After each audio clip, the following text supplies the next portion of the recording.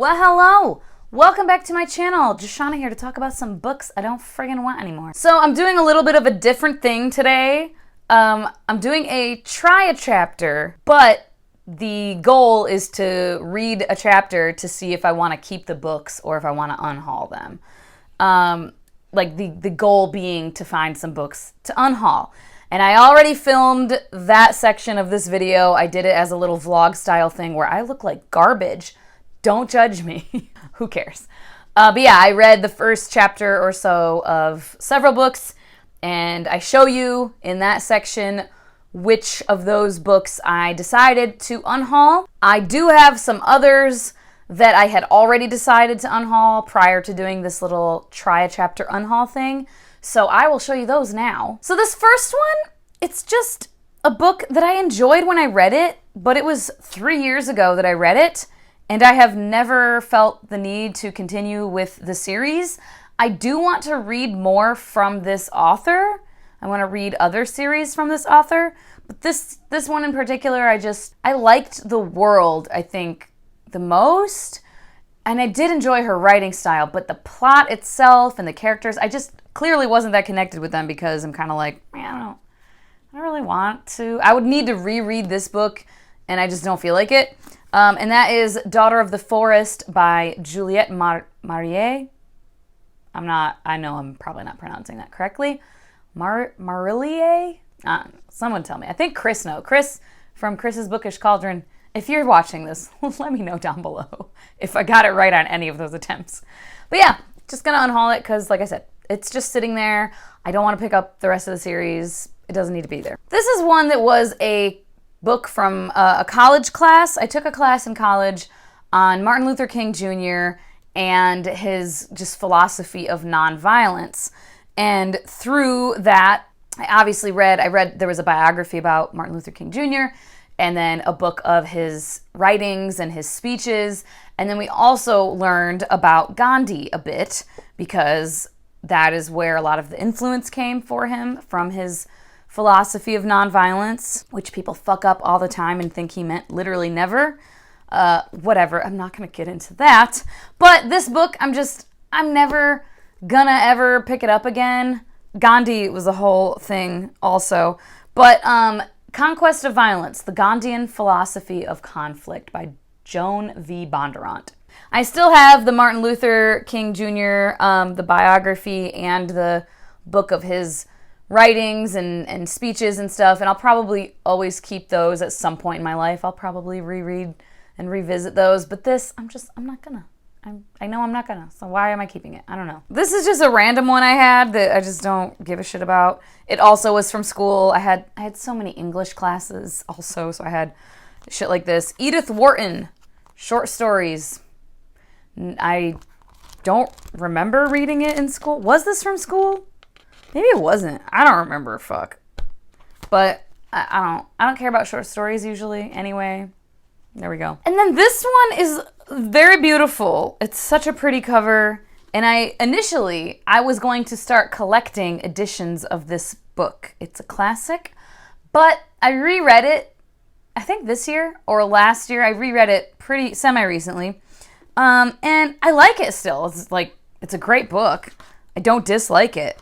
But I just was like, do I love it enough where I want a bunch of, do I care about having a bunch of copies? I don't think I do. So I'm only keeping one, and I'm going to get rid of this one. Pride and Prejudice by Jane Austen. This cover, it's so pretty. I love the black and white and the pink, the color scheme is just perfection. It's got the deckled edges.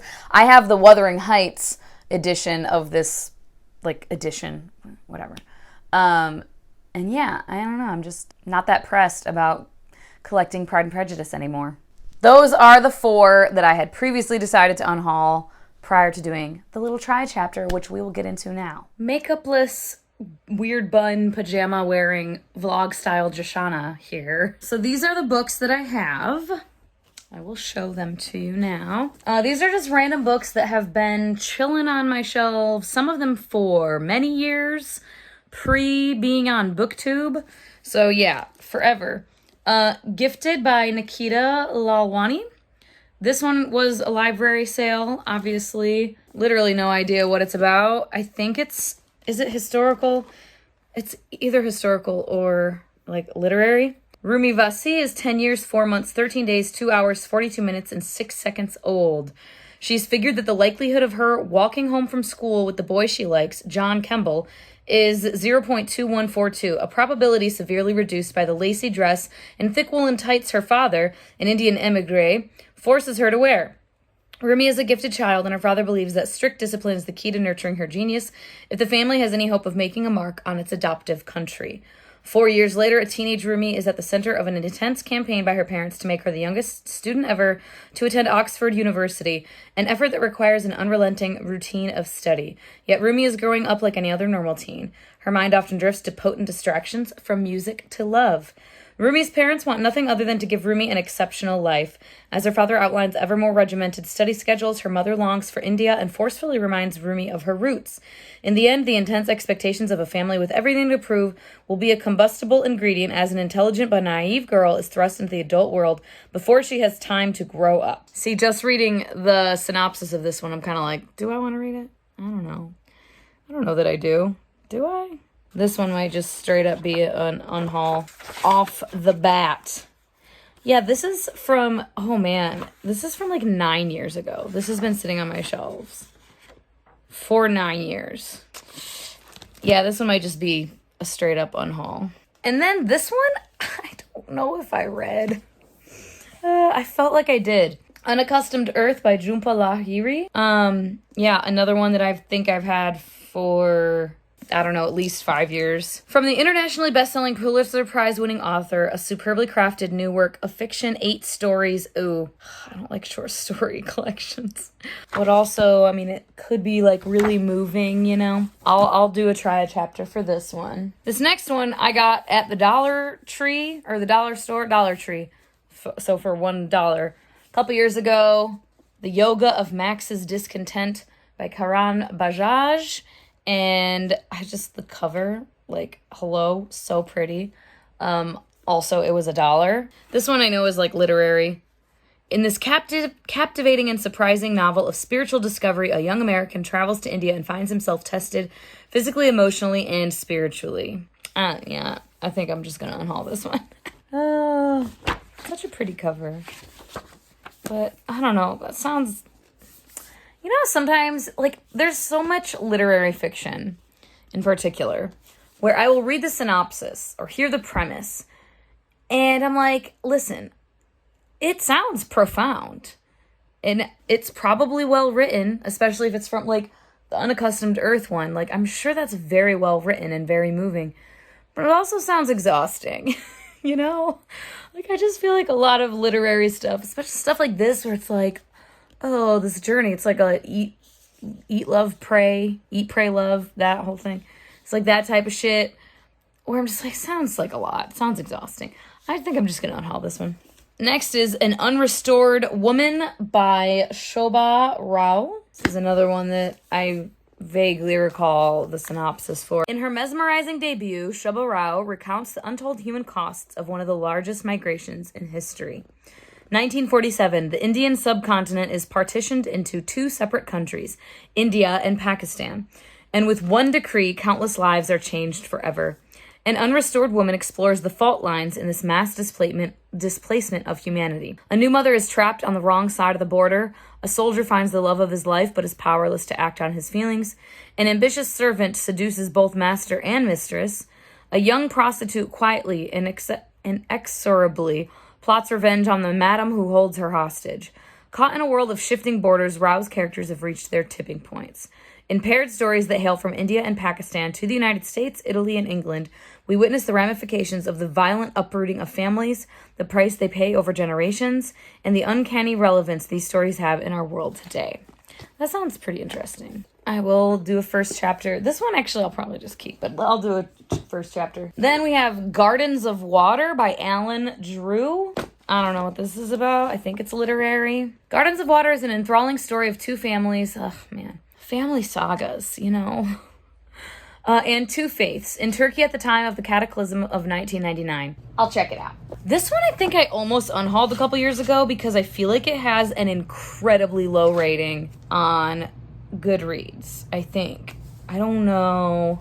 It is The Arch and the Butterfly by Mohammed Akari. I'm not sure. And it says it was the winner of the 2011 International Prize for Arabic Fiction. It's a really cool cover. And it's like the buttery, you know? All right. As he prepares to leave for work one morning, Yusuf finds a mysterious letter under his door. In a single devastating line, he learns that his only son, whom he believed to be studying engineering in Paris, has been killed in Afghanistan fighting with the Islamist resistance. Ooh. Yusuf is quickly caught up in a mesh of family tragedies that reflect the changing world he lives in. He turns for support to his friends Ahmad and Ibrahim, themselves embroiled in business and criminal dealings, and he struggles to reconnect with his father. With his world already shattered and finding himself abandoned by his wife, Yusuf begins to question everything, including his own values and identity. I don't know, we'll see. And then the last one is one I got from BookNet Fest a couple years ago for free. It was just there on one of the tables. Wow, camera all over the place. So sorry. It's a young adult, 9 While 9 by Stacia Moreno. Very cool cover. The back, there's not really like a full synopsis. 9 will rise, 9 will fall. The old shall replace the new shall become the old. 9 while 9 to awaken, to seize a realm wholly shaken. And then down below it says, Isabeau Finnes. Perfect world utterly unravels when she meets death's right-hand man one fateful night, spiraling her life into one which is beyond her wildest imaginings. We'll see. All right, I'm going to read the first chapter of each of these to see if any of them I think I want to keep. And if not, I'm going to unhaul some more. Why am I so close? Oh my God. I'm tired now. But we have success. So, the ones that I have decided to unhaul versus keep. Unaccustomed Earth, I'm going to unhaul. Like I said, short story collections, as well written as I'm sure it is, just aren't exactly my jam. This book smells really good too, though. You know how... Oh, God, it's like such a great smell. Anyway, but yeah, I didn't even read, like, there's not really chapters necessarily. It's like the first whole story. I read like 5 pages. And I was like, I'm not feeling it. So getting rid of this one. Gardens of Water. I started reading. I read the first chapter and I was kind of like, okay. I wasn't like hating it. But then I kind of spoiled it for myself on accident because there's like an interview with the author at the end of the book.